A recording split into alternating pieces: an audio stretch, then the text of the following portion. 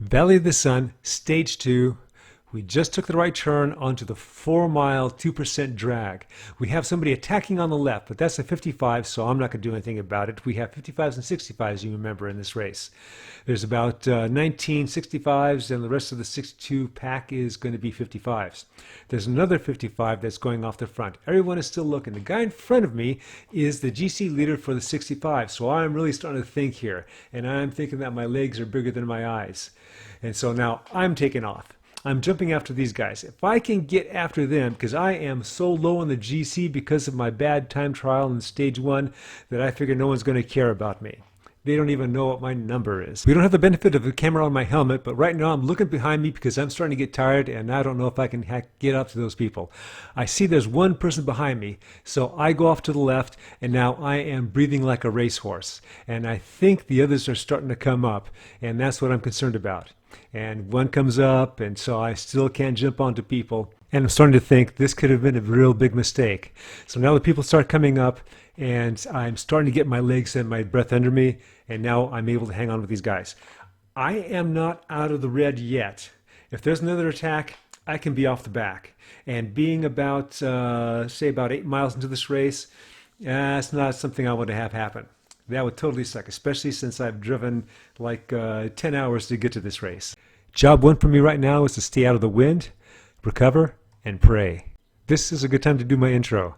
Hey cycling community, this is Steve Groussis of Cycling Greek. We have now just finished the 4-mile 2% section. We're going to take another right turn, and this is going to give us another 4 miles of climbing.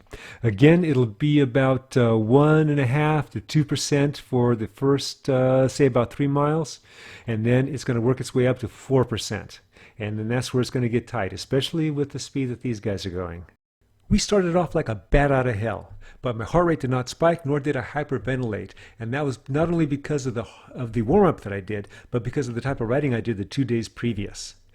Now, because of the time trial that I had, and I expected it to be bad for me, my confidence did take a hit. So I made sure that I was just tucked in, and I was in good position as best as I could during this race. At this point, my main focus is getting myself tucked in toward the front of this group.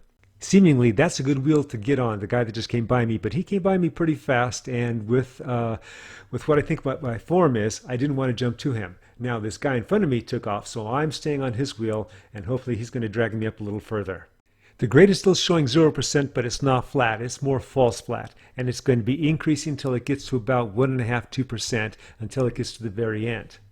Now, I'm still following the guy up, and I come across this guy, and I saw him earlier, one leg, and this guy's going pretty good. Usually I was in back of him during this first part before we got on to the climbs. This guy's quite impressive.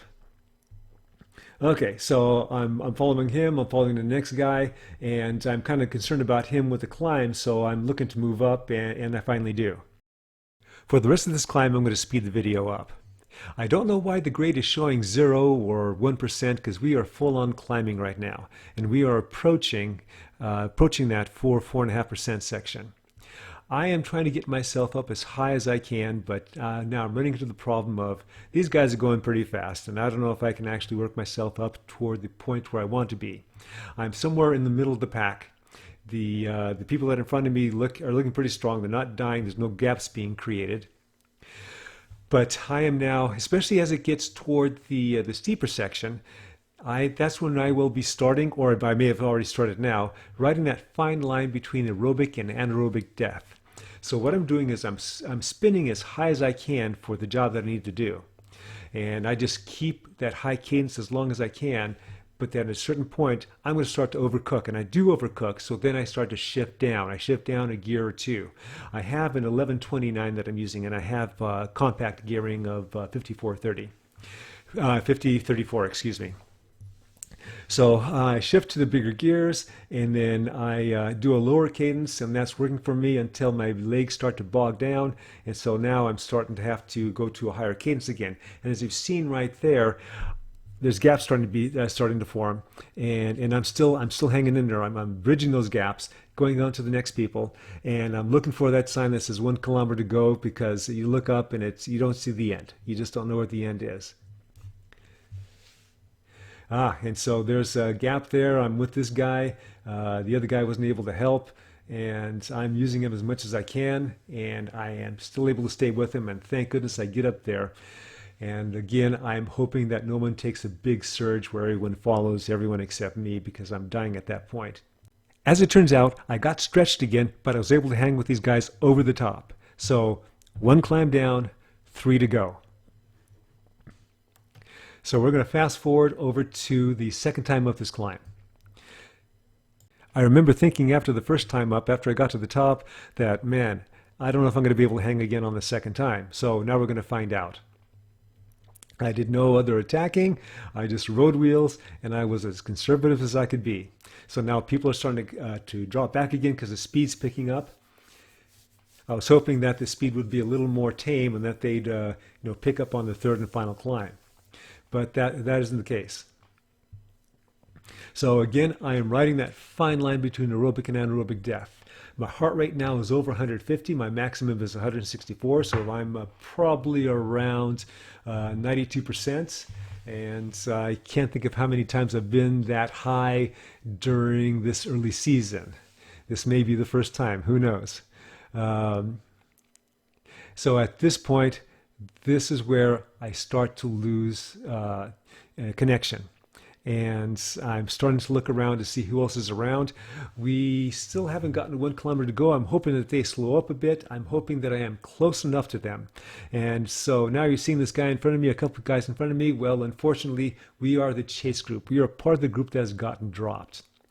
Now, what's interesting about this group, we had a couple juniors just hanging in the back, and that guy probably is a Cat 4. I have no idea. That's in front of me, but he wasn't part of our team. But we had, in relative to my group, a working group of 5. There were 3 55s and the 2 65s. The other 65 that was there with me, he was a GC leader. I had seen him earlier and actually used his wheel that he can pull us up to a small split that had happened earlier in the race, but he was having trouble doing that. And so I just made note of that, and now all of a sudden I see him here. Once we had gotten over the top and regrouped, we were at the various stages of Reims. We did what we could to try and hook on back to the pack, but they were going pretty darn fast. And when they got to the flats, they maintained that speed. So then we continued to work, hoping that they would weaken, but they never did. So now we are on the final climb. It's 1 kilometer to go, and I was just on a break with a 55 for about a mile and a half, and I was hoping to get away from that GC leader because he was looking pretty weak, and I was hoping just to get another placing on the results. But they came back up, and so now we are again 5 strong, 3 55s and 2 65s. I'm feeling better now. I'm feeling recovered. So now I'm thinking, okay, I can sprint at the end and then see if I can get away from him, or at least beat him in the sprint. Pretty much I'm now focusing on 2 things. Don't do anything stupid like try and take a flyer on a climb, and second, just be in good position. I'm placed behind the GC leader and my plan is going perfect. Now, what I didn't take into account is the effect that sprinting uphill at the end of a road race will have on my legs. I'm just not used to that. So he's taken off, and so I'm trying to go around him, so now I'm sprinting, and there's no way I can get him. I ended up 8th, which put me 8th in GC. Look for my Strava link below, my next video, and comment, like, subscribe, The Cycling Greek.